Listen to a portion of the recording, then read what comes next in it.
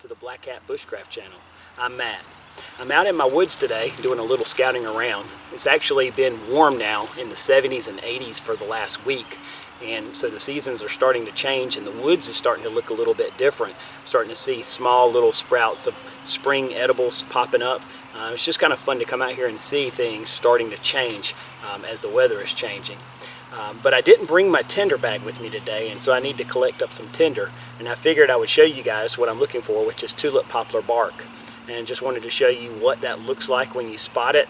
And I've seen a lot of good examples since I've come into the woods, so I'm going to share those with you and just show you a short clip of collecting some tulip poplar bark and talk briefly about a couple of uses for it. Just thought I'd bring you along, so stick with me and we'll take a look at a couple of examples. Okay, right here on the outskirts of the woods is a really good example. You can see one of the signatures of a downed tulip poplar limb or downed tulip poplar tree is this whitish, almost antler looking color to the wood after the bark starts to peel off. When you look at it closely, you see the bark kind of peels off in fibers, and I'll show you more of that up close. This piece has already really started to shed more of its bark, but it sticks out, especially when the sun shines through the woods and hits this stuff. It just almost glows out. You get really good at spotting it. Sometimes when you don't find a large piece like what I just showed you, or a main part of the tree, you'll find smaller little limbs, and these things will stick out to you as well, as they really have that antler look. But if you find a couple of these little limbs like this, you can normally scrape the bark off of these, and sometimes with these smaller ones it won't peel off in large strips, but you can use the back of your knife to scrape this down and create like a little fuzz, which makes an excellent center to your bird's nest. I'll give you an example of that.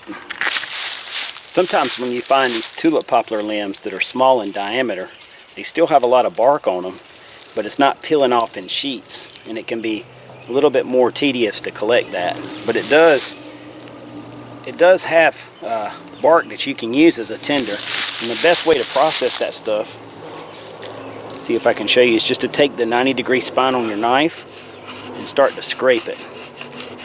And when you scrape that, it's going to expose that inner bark and create a fuzz. I think you can see that, which is very fine.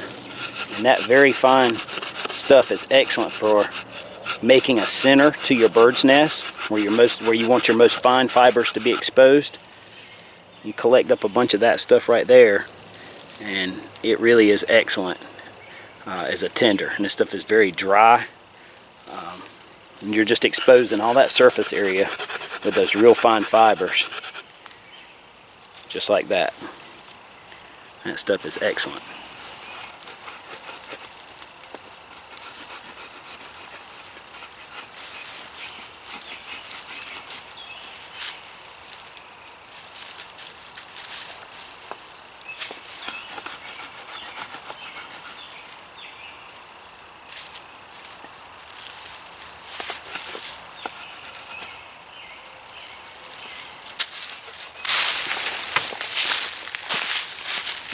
Once you collect up all that dry fluff, which you can see I've got here,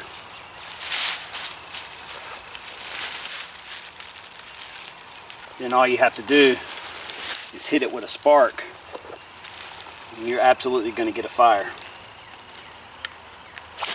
started with that. And you can see how readily that stuff burns.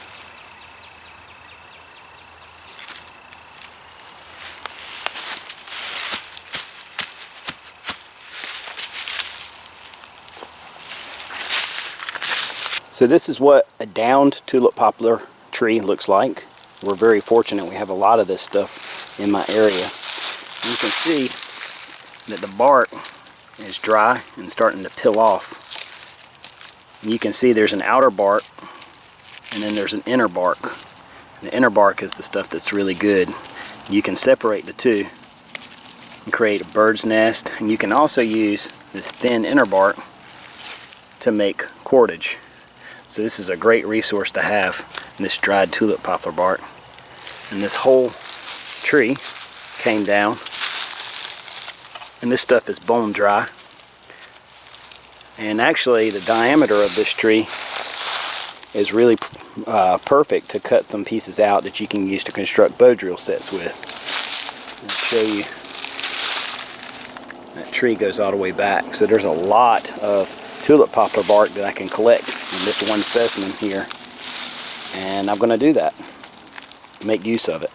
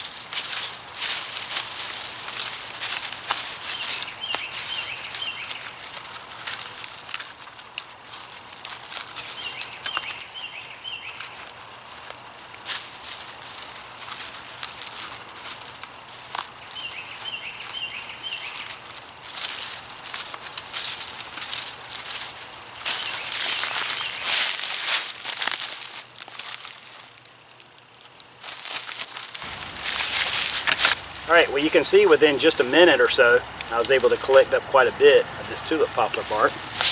You better look at it.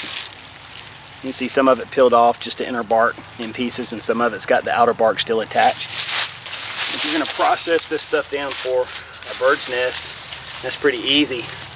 You just take a handful of it like this and just start to break it down, break down the fibers, expose the inner bark, which are the finer fibers, and just kind of separate it from that outer bark. That stuff will just kind of peel away and fall away, and what you'll be left with is the very fine fibers that accept the spark, whether it be from a ferro rod or from flint and steel. If you have the ember from a bow drill, whatever, this is an excellent fire tinder that you can blow into flame.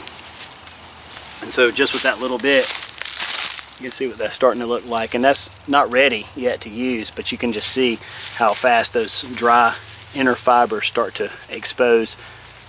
And so that's how you use it to process tinder. Obviously, if I were going to use it to make cordage, then I want these longer strips like this. Okay, and with those strips, what you would do is just start to twist the cordage, or twist the bark I should say, until the cordage makes a loop. And then once you have that loop, now you can do reverse twist cordage with this dry inner bark. And you can wet the bark, and that actually makes it a little easier to work with. But it makes excellent cordage. You can make a very small diameter cordage, which you could use for fishing or for lashing. And you could make it a little bit thicker if you want to, depending on the size of the inner bark that you're working with. I'm just going to make maybe an inch or so of this so you can see what it looks like, in case you haven't seen this before. All I'm doing is twisting it away from me and then turning under to me. And this is not really a video to teach you how to make cordage, just to show you what tulip poplar bark is capable of being used for. So you can see it's about an inch, but it makes a really strong cordage for what it is. Right? And so it's sort of like jute twine, but that's tulip poplar bark. So it's a great resource for fire starting, cordage, All right, and then of course using the dry wood that I peeled the bark off of, I can create a bow drill set, which I can use in conjunction with the bark and make my fire. So when you see this stuff, don't pass it by, collect it up. It's very useful. Thanks for tuning in. Again, my name's Matt, and I appreciate you guys watching the Black Cat Bushcraft channel. Take care. God bless.